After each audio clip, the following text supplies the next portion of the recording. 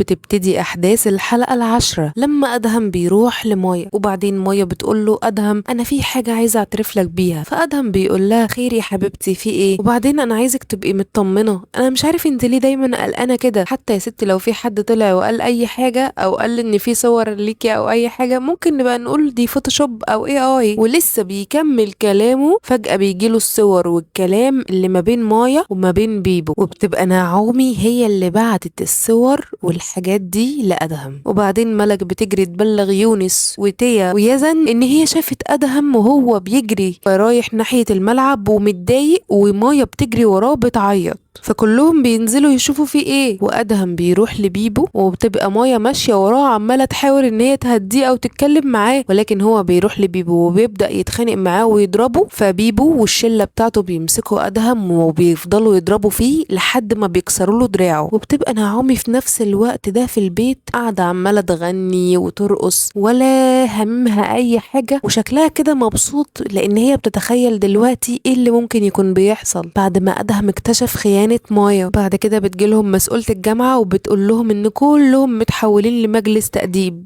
وبنرجع تاني لتيا في جلسة العلاج النفسي لما الدكتورة بتسألها انت ليه ما بعدتيش عن نعومي لما اكتشفتي ان هي بالشخصية دي، فتيا بتقول لها ان هي ما كانش ينفع تسيبها في وقت زي ده. بعد كده بتبقى هنا في المستشفى هي واهلها اللي بيكتشفوا ان اختها الصغيرة مريضة كانسر، ولكن بيقولوا ان في تحاليل لازم يعملوها الفترة دي علشان يتأكدوا من التشخيص ده. بعد كده بيبان ملك وهي في البيت وبتبعت ليزن ان هو هيخرج معاها ولا لا، فيزن بيقول لها انه بسبب حوار الرفض اللي خده النهارده من الجامعه مش هيعرف يخرج. فبيبان ان ملك بتفتح المحفظه بتاعتها علشان تشوف فلوس جات لها ولا لا، ولكن بيبان ان لسه رصيدها صفر. في نفس الوقت انس بيبعت لها وبيقول لها تيجي نخرج، فبتقول له تمام ماشي وبتخرج معاه. ولما بتقابله بتقول له ان هي مستنيه تحويل يجيلها من الباند اللي كانت شغاله معاهم هنا، وده لان هي قررت ان هي ترجع امريكا. فانس بيقول لها انا مش فاهمك يا ملك، فبتقول له خلاص تعالى نمشي من هنا ونروح مكان هادي شويه نتكلم فيه، انا هنا مش عارفه اتكلم. وبنرجع تاني لتيا اللي راحت لنعومي وبتقول لها ان ادهم بيبو ضربه النهارده هو والشله ودراعه اتكسر، وان يزن ويونس اخدوا انذار برفض وكل ده بسببك انتي. فنعومي بتقول لا،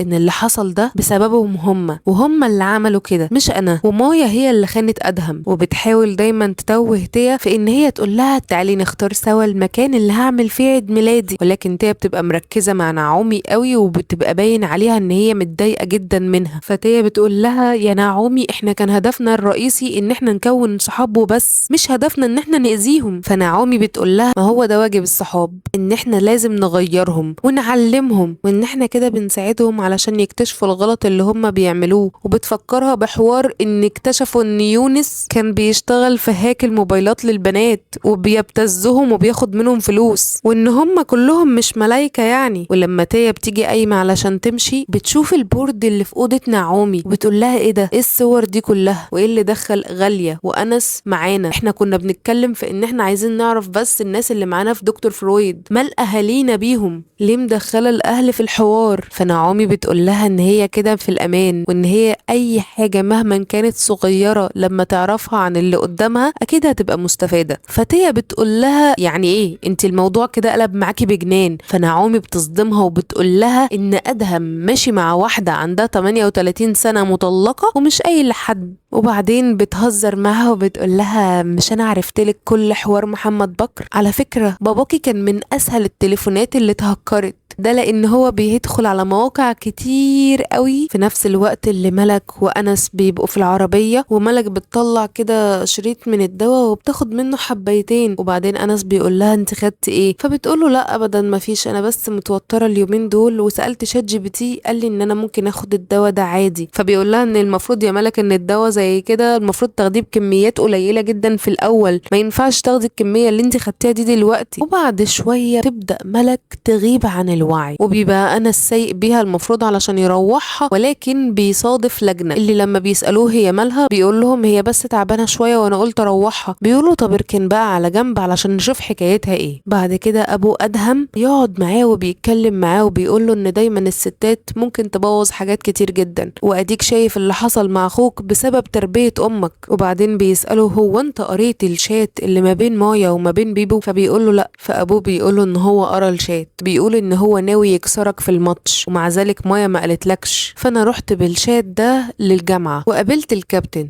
وقعدت واتكلمت معاه ووريتهم ان الكلام ده المفروض ان بيبو كده يتحبس، وكانت النتيجة ان الجامعة قررت ان هي ترفد بيبو من الجامعة خالص، وبالتالي بيبو مش هيروح الجامعة تاني نهائي. كمان الكابتن وعد ان لازم ادهم يكون معاهم في الماتش النهائي ان شاء الله لما يخف. بعد كده جدة ملك بيجي لها تليفون وبيتصل بيها ظابط بيقول لها انت جدة ملك؟ فبتقول له ايوه. بيقول لها ملك قبض عليها في لجنة وهي واخدة مواد مخدرة ولازم تيجي تستلميها من الاسم. ولما تيا كانت مع نعومي بتدخل عليهم غالية وبتقول لهم ايه ده؟ ايه البورد ده؟ انا مش فاهمة ليه صورتي فيه وليه صور اهالينا موجودة في البورد. فتيا بتهزر معاها وبتقول لها اصل نعومي ناوية تعمل عيد ميلادها بس ناوية تعزمنا كلنا بقى احنا واهالينا. فنعومي بتقوم بصة لتيا كده ايه ده يا تيا في ايه؟ مالك مكسوفة ليه؟ ما تقولي لها ان البورد ده بتاعك. فتيا بتتصدم ان نعومي قالت ان البورد ده بتاعها هي. فتيا بتقول لها وانا ايه اللي هيخليني اعمل بورد زي كده في اوضتك انتي؟ فغاليه بتقول لها هو انتي يا بنتي مش لسه على عيد ميلادك بدري جدا؟ ايه اللي انتي بتعمليه ده؟ فقامت تيا بتقول لها خلاص بقى خلاص معلش، هي بس تلاقيها بتحضر له يعني من بدري وكده لان اول مره هنبقى في الجروب سوا. وبعد كده لما تيا تاني يوم بتكون في الجامعه ونعومي بتتصل بيها ما بتردش عليها، وادهم بيبعت لها بيقول لها ان هو مستنيه علشان يتقابلوا سوا. وبيبان ان ملك بعد كده محبوسه في البيت وجدتها قافله عليها وبتمنعها ان هي تدخل حتى الحمام، وملك بتقعد تترجاها ان هي عايزه تكلم باباها او عايزه تدخل الحمام حتى. فجدتها بتتصل بباباها وبيقول لها باباها ان هي لازم يتعمل لها تحليل حمل علشان نطمن. وبعدين جدتها بتفتح لها الباب وبتقول لها تخشي الحمام وبعدين ترجعي اوضتك تاني. وبتبقى ملك قاعده تعيط وهي في الحمام وخايفه جدا ومش عارفه هي بيحصل لها ليه كل ده. بعد كده بيبان ادهم وهو في الملعب وقاعد بيفتكر لما كانوا شلة بيبو بيمسكوه وبيضربوه. في نفس الوقت بيجيله الكابتن بتاعه وبيقعد وبيتكلم معاه وبيوعده ان هو لو بقى كويس والتزم بالعلاج ان شاء الله هيبقى معاهم في الماتش اللي جاي اكيد. وبعدين لما بيمشي بيلاقي مايا جاية علشان عايزة تتكلم معاه. بعد كده جدة ملك فعلا بتجيب دكتور علشان يسحب منها عينة تحليل وبيقول لها ان بعد ساعتين هيبعتوا لها النتيجة على الواتساب. فملك بتسألها تحليل ايه ده؟ فبتقول لها ده تحليل حمل. فملك بتقعد تعيط وبتقول لهم انا ما عملتش حاجة. بعد كده بيبان عبد الله وهو بيتكلم في التليفون مع واحدة من السعودية ولسه ما بنبقاش عارفين هي مين اللي بيكلمها، ولكن لما بيقفل معاها بيبعت لنعومي وبيقول لها ان هو عايز يقابلها ويخرج معاها. فنعومي بتقول له ان هي مش هتقدر تيجي الجامعة النهاردة علشان في حوارات ما بين تيا وغالية ولو كده يتقابلوا بكرة. بعد كده ادهم بيقابل يزن ويزن بيقول له